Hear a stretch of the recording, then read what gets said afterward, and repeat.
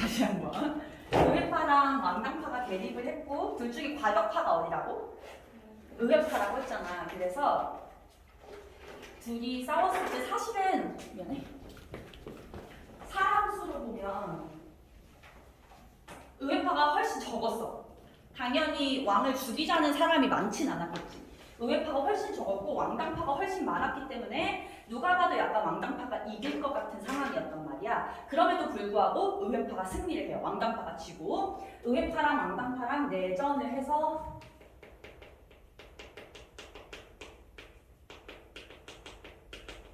의회파가 승리를 하고 그걸 이끌었던 사람이 크롬멜. 크롬멜 사람들은 누구시죠?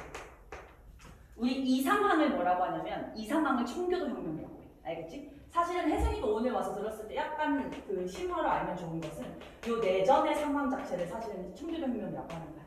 그 앞에 상황은 배경이고. 알겠죠?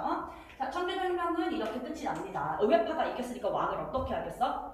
죽이겠죠. 그래서 요 결과 왕이었던 찰스 1세는 처형을 하게 되고요. 나라를 이제 혼란스럽게 하고 의회를 무시했다는 죄목으로 왕이 이제 없으니 왕이 필요 없다라고 하는 어떤 정치 체제가 수립돼?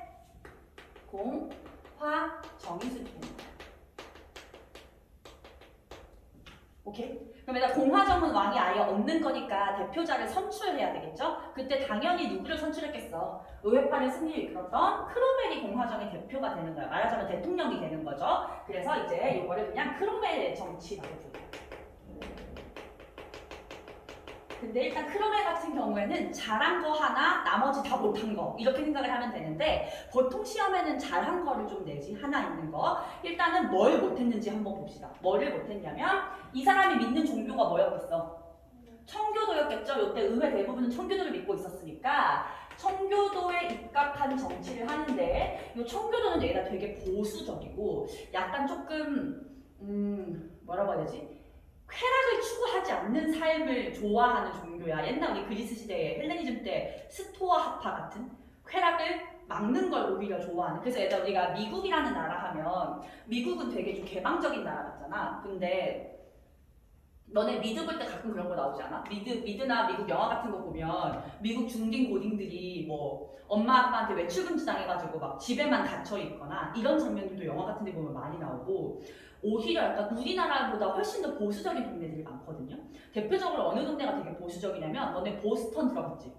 보스턴에 있는 세계에서 제일 유명한 데가 뭔지 알아? 하버드. 하버드가 보스턴에 있거든 얘들아.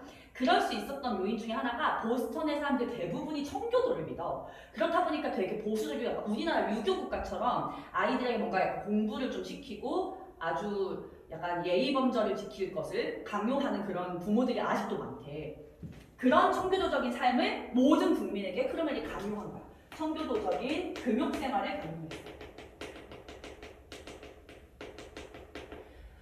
그래서 뭐 농사 짓고서 저녁에 친구들끼리 모여서 맥주 한잔 하는 거 금지, 뭐 술집 가는 거 금지, 포커 게임 금지, 뭐 그냥 할 수 있는 오락생활은 다 금지를 시켜버린 거야. 그때 당시로서는. 그럼 그때 당시에는 그러면은 뭐 퇴근하고서 아니면 주말에 뭐 하라는 거냐? 이 크로멜이 한 얘기는 그거였어. 농사 지었으면 가서 감사하다고 하느님한테 기도해야지. 일요일날 뭐 해? 일요일날 교회 가야지. 이거였던 거야. 그러니까 당연히 많은 사람들이 불만을 품을 수밖에 없어. 요거를 뭐 한 달, 두 달은 참아도 몇 년 참기 힘들었겠지. 그런데 아까 말했듯이 시험에는 얘가 잘한 걸 많이 낸단 말이야. 뭐를 잘했느냐? 항해법. 요거는 거의 시험에 나오는 내용이라고 생각을 하시면 돼요. 얘들아, 영국은 섬나라잖아. 섬나라고 대서양 연안에 있다 보니까 일단 기억나지? 그 신라도 개척 이후로 대서양 쪽에 있는 나라들이 무역에 유리했잖아. 특히 얘들아 엘리자베스 1세 때 식민지를 건설하려고 세운 회사가 뭐 있었죠?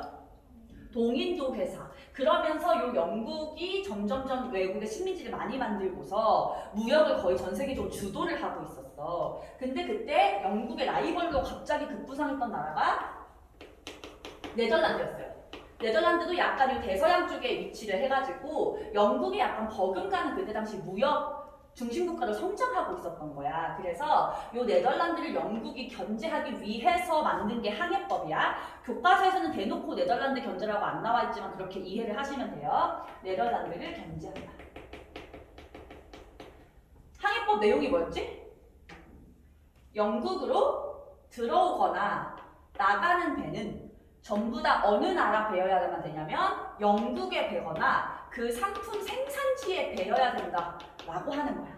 알겠죠? 앞으로 영국에 들어오는 그 배 자체가 어디서 만들어진 배여야 되냐면 영국에서 만들어졌거나 그 물건을 만든 나라에서 만들어진 배여야 된다는 거야. 이게 왜 네덜란드를 견제하는 거냐면 요때 당시 네덜란드가 배를 대여하는 사업이 굉장히 성행하고 있었거든. 배를 빌려주는 거. 그래서 요때 굉장히 많은 영국에 들어온 나라들이 다 네덜란드 배를 빌려서 들어오니까 영국이랑 무역하는데 돈은 네덜란드가 벌고 있는 거죠. 그래서 요거를 막기 위해서 제정한 게 항해법이었어. 그래서 항해법으로 실질적으로 영국의 어떤 무역이 더 성장했다고 보기 때문에 요거는 크롬웰이 굉장히 잘한 정책인 거야. 그러나 항해법이 아무리 잘했건 뭐 했건 간에 지금 당장 사람들에게 어떤 취미생활, 즐거움 이런 거 다 뺏어가고 있었기 때문에 이 크롬웰에 대한 불만은 점점 더 커질 수밖에 없었어. 그래서 이때 대부분의 국민들은 뭐라고 생각하냐? 야, 왕이 있을 때가 낫지 않냐? 오히려 정치 체제가 바뀌고 더 안 좋아진 것 같아. 이런 생각이 더 많아진 거야, 사람들 사이에서. 그러다가 크롬웰이 좀 죽거든요. 이 사람이 좀 젊은 나이에 죽은 편인데 크롬웰이 죽자마자 공화정이면 다음 대표자를 선출해야 되는데 그게 아니라 야 다시 왕을 세우자. 왕이 있을 때가 나은 것 같아. 이렇게 됐어. 그래서 왕정이 부활하게 돼. 그럼 누구를 왕으로 세우냐? 요 찰스 1세의 아들이었던 찰스 2세를 갖다가 왕으로 세우는 거야. 아무나 세울 순 없으니까 혈통을 세워야 되겠죠. 그래서 찰스 2세가 즉위를 하게 됩니다. 근데 이 찰스 2세하고 의회하고는 사이가 좋았겠어, 나빴겠어? 당연히 나빴겠지. 찰스 2세 입장에서는 우리 아빠를 의회가 죽였으니까 당연히 의회가 너무 싫을 거 아니야. 왕위를 준다고 하니까 왕이 앉긴 했지만 절대 의회에 협조할 생각이 없었어. 그래서 찰스 2세 다시 이제 왕권 실소를 바탕으로 한 전제정치 아무렇게나 휘두르게 되고요. 찰스 2세 다음에 제임스 2세라고 하는 찰스 2세의 동생이 또 즉위를 하는데 얘 역시 마찬가지였어. 그래서 의회가 참다 못해서 야 우리 왕 잘못 뽑은 것 같아 이러면서 제임스 2세를 갖다가 어떻게 하게 되냐면 폐위시키게 돼. 제임스 2세를 폐위시키고 그 다음 왕위를 누구를 앉히냐면 제임스 2세의 딸이었던 메리와 메리의 남편이었던 윌리엄을 공동왕으로 즉위를 시킨 거야. 왕이 이제 2명이에요. 오케이? 그럼 여기다 봐봐. 메리가 자기 아빠가 쫓겨났는데도 왕 하겠다는 걸 승낙했다는 건 메리는 약간 아빠랑 다른 사람이란 뜻이겠지, 그치? 메리는 의회에 협조할 생각이 있었던 거야. 그래서 메리랑 윌리엄이 왕이 됐을 때 이제 의회에서 메리한테 너희들 우리가 시키는 대로 해. 우리 의회가 너희보다 더 똑똑하고 너네보다 더 공부도 많이 했으니까 앞으로 너네는 우리 말에 토달지 말고 우리가 시키는 대로만 해 라고 하는 문서를 제출한 거야. 그게 바로 권리장전입니다. 알겠죠? 얘들아 아까 청교도 혁명 때 찰스 1세한테 의회가 제출했던 건 뭐였어? 권리청원이었죠.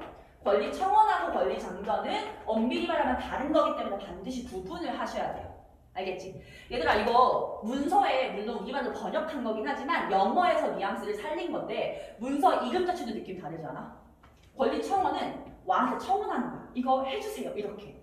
요때까지는 왕권이 강하니까. 근데 이때 가서는 그냥 해 이렇게 시키는 거죠. 의회가 더 세졌으니까. 근데 이 권리장전을 메리랑 윌리엄이 승인하게 안 하게?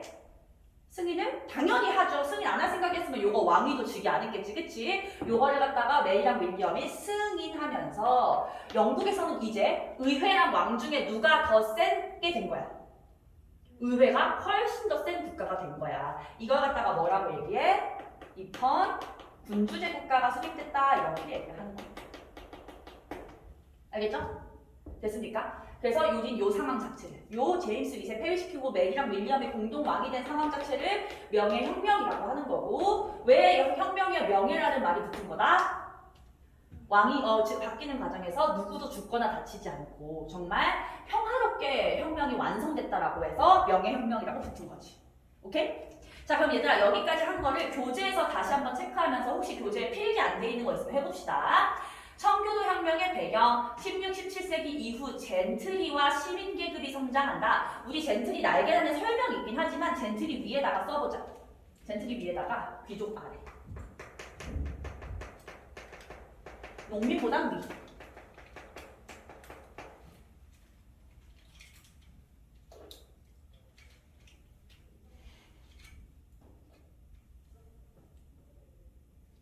그리고 이 젠트리와 시민계급의 대다수가 청교도를 믿었었기 때문에 청교도들이 의회에서 세력을 강화하게 되는데 문제는 왕이었던 제임스 1세랑 찰스 1세는 청교도를 탄압하고 의회를 무시했죠. 거기 옆에다가 이렇게 써볼게요. 왕권 신수설 신봉.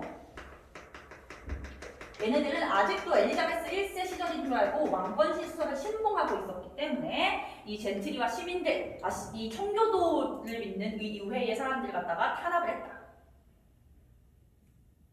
그래서 의회에서 권리청원을 제출했고요. 권리청원은 별표입니다. 권리청원의 내용 위에다가 써보자. 의회의 동의 없이 과세하지 말라.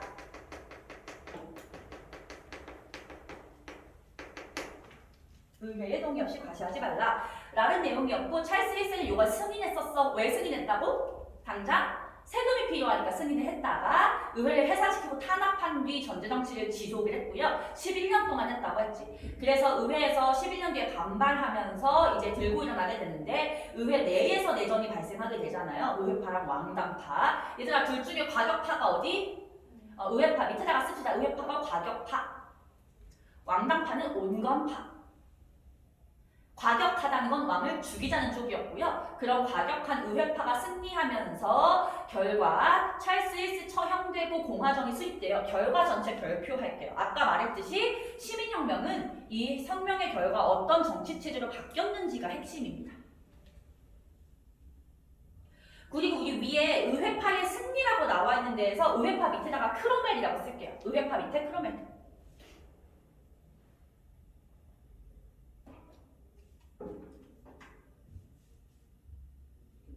됐어? 그러면 크로멜의 정치 볼게. 크로멜의 정치 옆에다가 이콜 공화정이라고 쓰시고요. 공화정 시기에 크로멜 정치 얘기하는 거죠. 청교도 윤리를 앞세운 독재 정치를 실시했기 때문에 국민의 지지를 얻지 못했지만 항해법은 별표, 항해법을 통해서 대외 무역이 확대되었다. 날개단 항해법 의미도 알 수 있어야 돼. 날개단 항해법 예원이 한번 읽어보자.